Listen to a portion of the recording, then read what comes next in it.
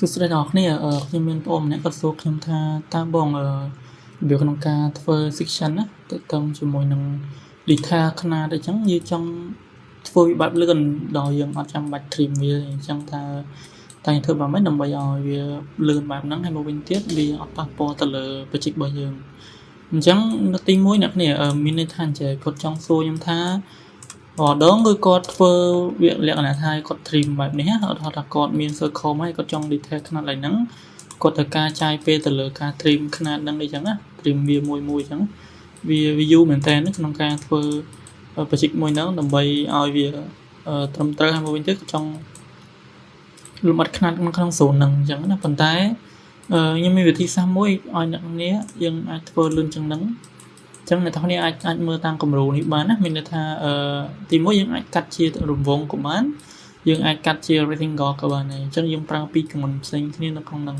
អញ្ចឹងដំបូងគឺអ្នកគ្នាយើងមានប្លង់យើងមួយសំណល់ដោយយើងមានប្លង់យើងចងជាគ្រប់មកហើយឬក៏យើងចងជាប្លុកឲ្យហើយទៅបន្ទាប់ពីហ្នឹងអ្នកគ្នាយើងអាច copy ចេញមួយហើយអ្នកគ្នាចង់ detail នៅតាណាឧទាហរណ៍ថា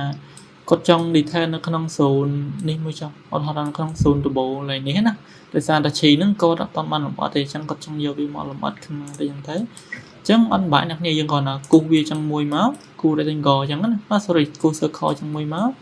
បន្ទាប់ពីហ្នឹងអ្នកគ្នាយើងអាច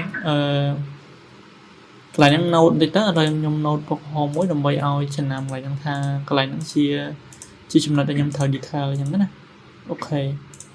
អញ្ចឹងខ្ញុំដាក់វា 0.5 ឲ្យវាដាច់អញ្ចឹងមានន័យថាកន្លែងនេះគឺខ្ញុំចង់ remark វាមួយដើម្បីលម្អិតវាទៅជា detail 01អញ្ចឹងដើម្បីធ្វើឲ្យបានលោកអ្នកគ្នាត្រូវប្រើប្រាស់ command មួយគឺសម្រាប់ circle គឺយើងប្រើ clip hit ណា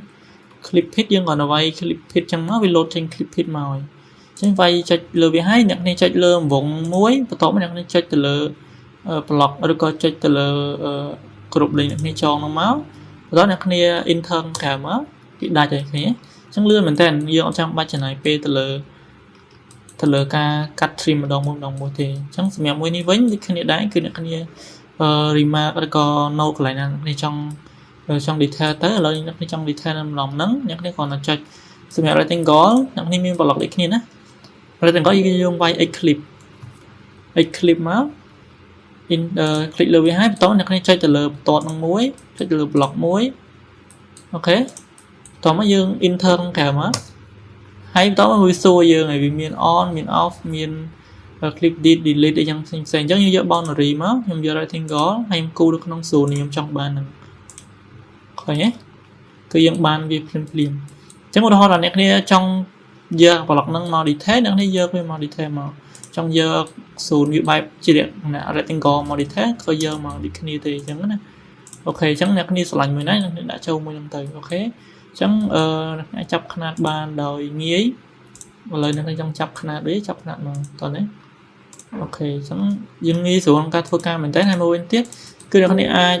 ធ្វើបែបហ្នឹងដើម្បីអីគេដើម្បីឲ្យអ្នកគ្នាងាយស្រួលក្នុងការ print ចេញផងដែរនៅពេលដែលយើងចង់ដាក់វាតូចដាក់វាធំអញ្ចឹងណាព្រោះបើសិនជាយើងយកមក detail ទាំងអស់ចេះយើងចាប់ខ្នាតរួមគឺយើងមើលឃើញទេអញ្ចឹងមានតែវិធីសាស្ត្រនេះគឺអាចសម្រួលការងាររបស់បងប្អូនអ្នកគ្នាត្រូវការយកវាទៅ detail យ៉ាងផ្សេងគឺយើងអាចធ្វើបានលឿនហើយមួយវិញទៀតវាមិនសមចាយពេលវេលាដែលយើងគូនឹងដែរអូខេអញ្ចឹងខ្ញុំមានវីដេអូនេះសម្រាប់បងប្អូនដែលគាត់សួរខ្ញុំថាបងរបៀបក្នុងការកាត់ធ្វើ detail គឺធ្វើបែបម៉េចអញ្ចឹងខ្ញុំមានវិធីសាស្ត្រប៉ុណ្ណឹងសម្រាប់អ្នកគ្នាអញ្ចឹងសម្រាប់